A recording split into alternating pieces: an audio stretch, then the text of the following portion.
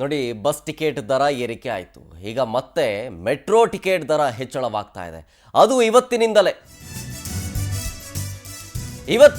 Metro ಪ್ರಯಾಣ ಮತ್ತಷ್ಟು ದುಬಾರಿ.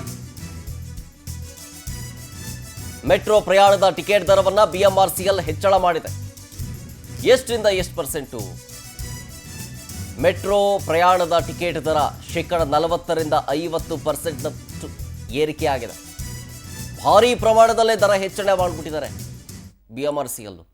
10 ವಲಯದಲ್ಲಿ ದರ ನಿಗದಿಯನ್ನು ಮಾಡಿದೆ BMRCL. ಟಿಕೆಟ್ ದರ ಹೆಚ್ಚಳದ ಬಗ್ಗೆ BMRCLನಿಂದ ಮಾಹಿತಿಯನ್ನು ರವಾನೆ ಮಾಡಲಾಗಿದೆ. ಅದಕ್ಕೆ ಸಂಬಂಧಪಟ್ಟಂಥ ಒಂದು ಪ್ರತಿ ಗಮನಿಸ್ತಾ ಇದ್ದೀರಿ, ಆದೇಶ ಪ್ರತಿ.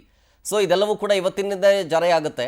ಇವತ್ತಿನಿಂದಲೇ ಮೆಟ್ರೋ ಟಿಕೆಟ್ ಹೊಸ ದರ ಜಾರಿಯಾಗುತ್ತೆ. ಡೀಟೇಲ್ಸ್ ಕೊಡ್ತಾರೆ ಇದ್ರ ಬಗ್ಗೆ ನಮ್ಮ ಪ್ರತಿನಿಧಿ ಸುಷ್ಮಿತಾ ಫೋನ್ ಸಂಪರ್ಕದಲ್ಲಿ ಜಾಯ್ನ್ ಆಗಿದ್ದಾರೆ. ಸುಷ್ಮಿತಾ, ಬಸ್ ಟಿಕೆಟ್ ದರ ಏರಿಕೆ ಆಯಿತು, ಈಗ ಮೆಟ್ರೋ ಟಿಕೆಟ್ ದರ ಹಿಂಗೆ ಹೋದರೆ ಜೀವನ ಮಾಡೋದು ಹೆಂಗೆ ಅಂತ ಜನ ರೋಸಿ ಹೋಗ್ಬಿಟ್ಟಿದ್ದಾರೆ. ಈಗ 40% 50% ಅಂತಂದರೆ ಈ ಟಿಕೆಟ್ ದರದ ಒಂದು ಡಿವೈಡ್ ಹೆಂಗಾಗುತ್ತೆ?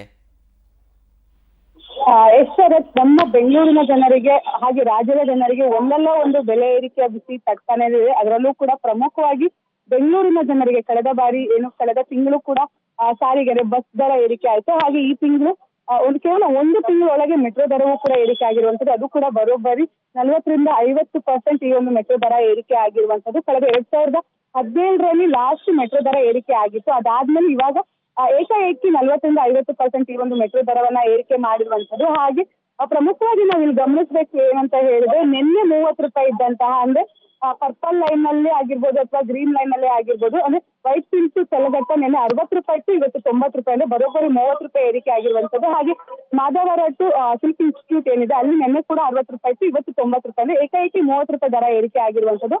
ಹಾಗೆ ಒಂದಲ್ಲ ಒಂದು ಸ್ಟೇಜ್ಗೆ, ಅಂದ್ರೆ ಇವಾಗ 0 2 ಕಿಲೋಮೀಟರ್ ಹೋಗೋರಿಗೆ ಯಾವುದೇ ರೀತಿ ಮೆಟ್ರೋ ದರದಲ್ಲಿ ವ್ಯತ್ಯಾಸ ಇಲ್ಲ. ಆದ್ರೆ 2ರಿಂದ ಏರಿಕೆ, ಅಂದ್ರೆ 2ರಿಂದ 4 ಕಿಲೋಮೀಟರ್ ಹೋಗುವಂತವ್ರು, 4ರಿಂದ 6 ಕಿಲೋಮೀಟರ್ ಹೋಗುವಂತವ್ರು, ಇವರೆಲ್ಲದ್ರೂ ಕೂಡ 5 ರೂಪಾಯಿ ಹೆಚ್ಚಳ ಆಗಿರುವಂತದ್ದು. ಅದೇ ರೀತಿಯಲ್ಲಿ ಸ್ಮಾರ್ಟ್ ಕಾರ್ಡ್ ಬಳಸೋರಿಗೆ ಕಳೆದ ಬಾರಿ ಏನು 5% ರಿಯಾಯಿತಿ ಇತ್ತು, ಆ ಒಂದು ರಿಯಾಯಿತಿ ಈಗಲೂ ಕೂಡ ಮುಂದುವರಿಯುತ್ತಾ ಇರುವಂತದ್ದು. ಅದ್ರ ಜೊತೆಗೆ ನಾನ್ ಪೀಕ್ ಅವರ್ಸ್ ಆಗಿರ್ಬೋದು ಅಥವಾ ಗೌರ್ಮೆಂಟ್ ಹಾಲಿಡೇಸ್ ಏನಿದೆ, ಸಂಡೇ ಆಗಿರ್ಬೋದು ಅಥವಾ ಇಂಡಿಪೆಂಡೆನ್ಸ್ ಡೇ, ರಿಪಬ್ಲಿಕ್ ಡೇ, ಈ ರೀತಿ ಗೌರ್ಮೆಂಟ್ ಹಾಲಿಡೇಸ್ ಏನಿದೆ ಆ ಒಂದು ಸಮಯದಲ್ಲಿ ಸ್ವಲ್ಪ ರಿಯಾಯಿತಿ ದರದಲ್ಲಿ ಪ್ರಯಾಣಿಕರು ಪ್ರಯಾಣ ಬಳಸಬಹುದು.